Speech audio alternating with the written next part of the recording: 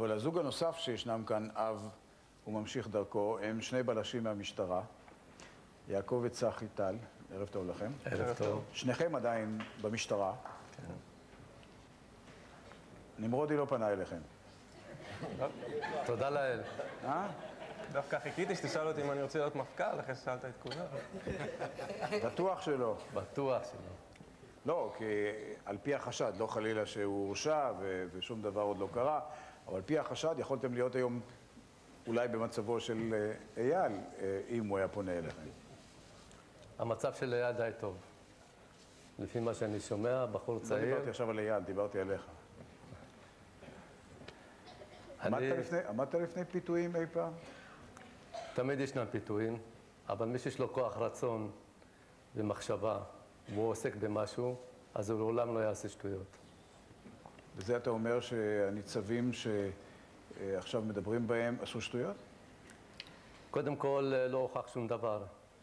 הניצבים האלה עדיין חפים מפשע, ובאמת אני לא יודע אם יש שם משהו. אף אחד לא מדבר על עבירה פלילית לגבי הניצבים, אתה אומר פשע, אפילו לא פשע, מדובר על פגמים אסתטיים. גם עבירה משמעתית עדיין לא הוכחה, עדיין אין שום דבר, זה הכל ספקולציות.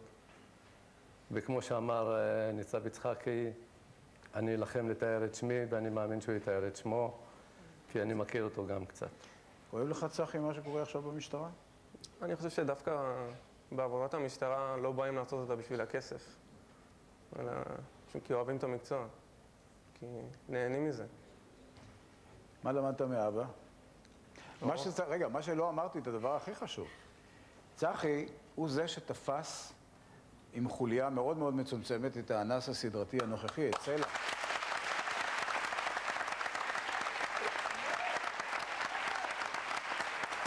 אני חושב אבל...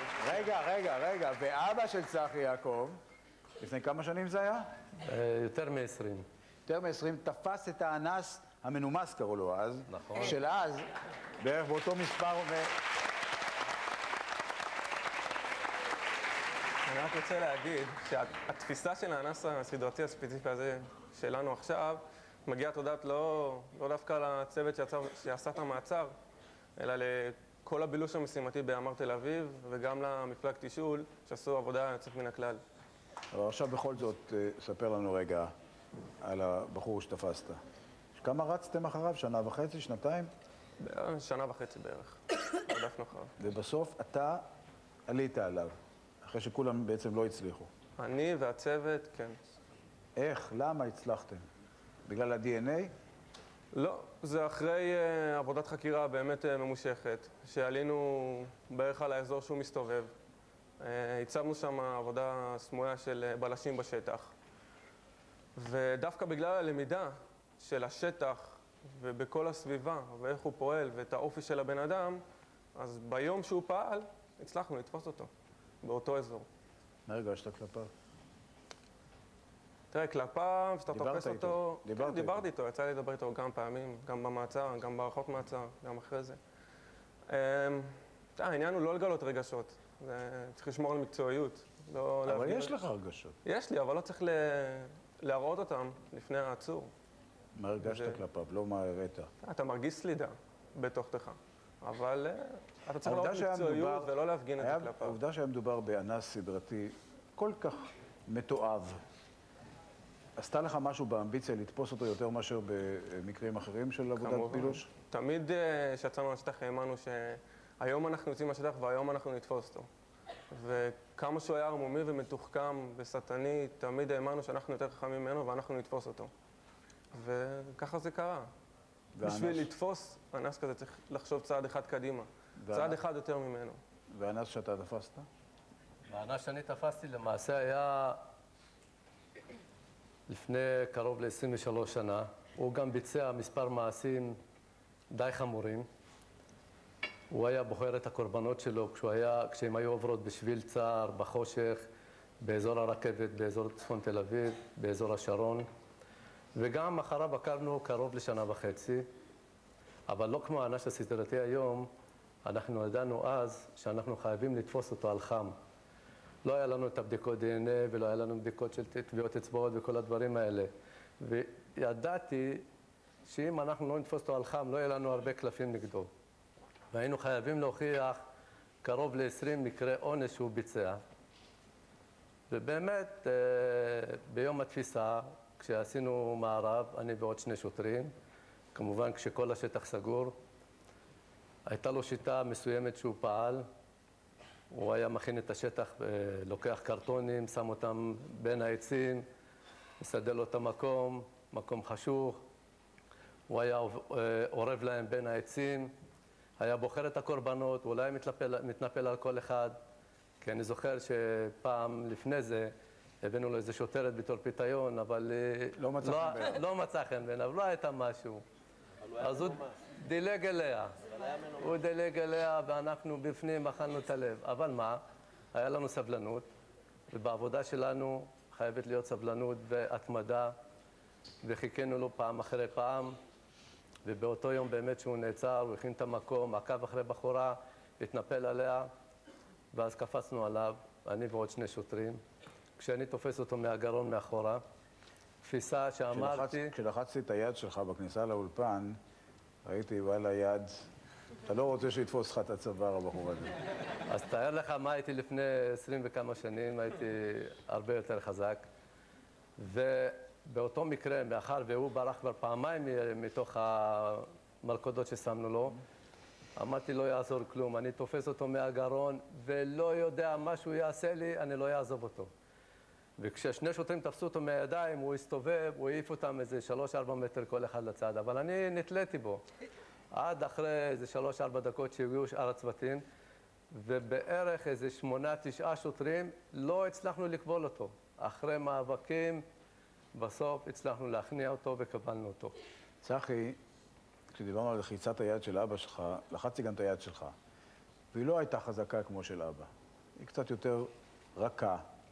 לא חלילה רכרוכית, אבל קצת יותר רכה. זה אומר משהו לגבי שיטת העבודה שלך, או משהו שקרה למשטרה, קצת יותר אנושית, קצת יותר רכה, פחות אגרסיבית? לא, אני לא חושב. אבל אני חושב שדווקא הפושעים נעשים יותר מתוחכמים, והשיטת פעולה צריכה להיות אחרת. אז כל האגרסיביות הזה שהיה אז באנס הקודם, האנס שלנו, לא שנריב איזה אנס יותר טוב, הוא פשוט יותר מתוחכם, הוא היה הרבה יותר ערמומי. אז השיטות שלנו היו קצת אחרות. אתם מביאים את העבודה הביתה? אתה עוד גר בבית? אני עוד גר בבית, כן. ואתם מביאים את העבודה הביתה? אתם מדברים על העבודה? משתדלים לא. משתדלים באמת לא להביא את העבודה הביתה, מאחר והעבודה היא מאוד קשה, ועבודה פיזית. עבודה של עיכובים, מערבים, לילות, גשמים, חגים, לא משנה מה.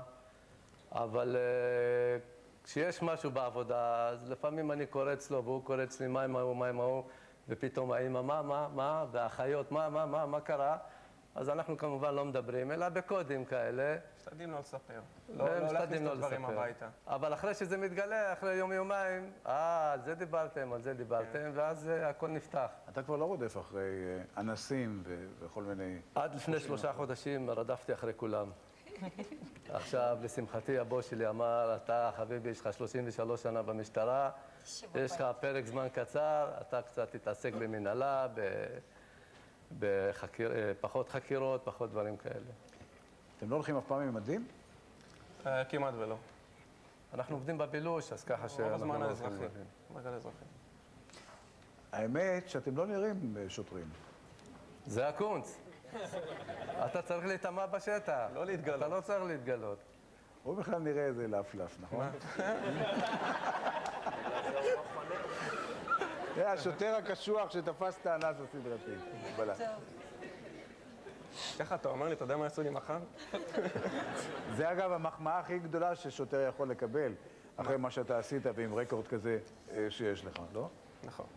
אני רוצה להגיד לך שהוא קשוח והוא חזק, ותראה אותו בעבודה, אז הוא חביבי.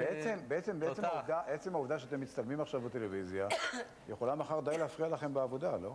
אנחנו תמיד יודעים איך להתאמה, אנחנו תמיד יודעים איך להשתלב בשטח, אנחנו תמיד יודעים, יש כל מיני שיטות.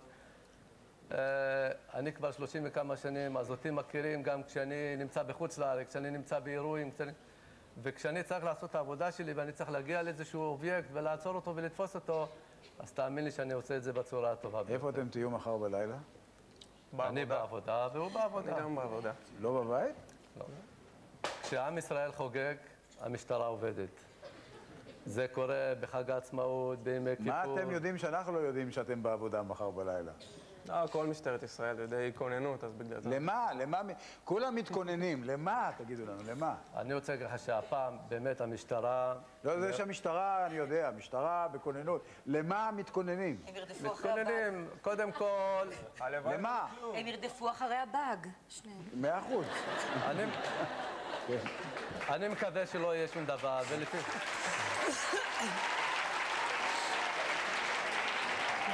כן. קודם כל, אני בהרגשה כזאת שלא יקרה כלום, אני גם מקווה שלא יקרה כלום. אבל אומרים, טוב שיש לך שוטרים בשטח, על כל צרה שתבוא. מה זה? זה גם נכון היה לפני שבוע ולא התכוננתם. למה אתם מתכוננים מחר בלילה? אנחנו רואים את זה בצורה, את העניין הפנימי. אני אשאל אותך שאלה פרקטית. לצאת מהבית מחר בלילה או להישאר בבית? לצאת, לבלות, לעשות חיים, לא יקרה שום דבר. אין לכם אפשר מה לצאת. לדאוג. אנס כבר עצור. אפשר לצאת. בוא נרגיע קודם כל את העם. בוא נרגיע את העם. לצאת, ואם יקרה משהו, מהר לברוח הביתה.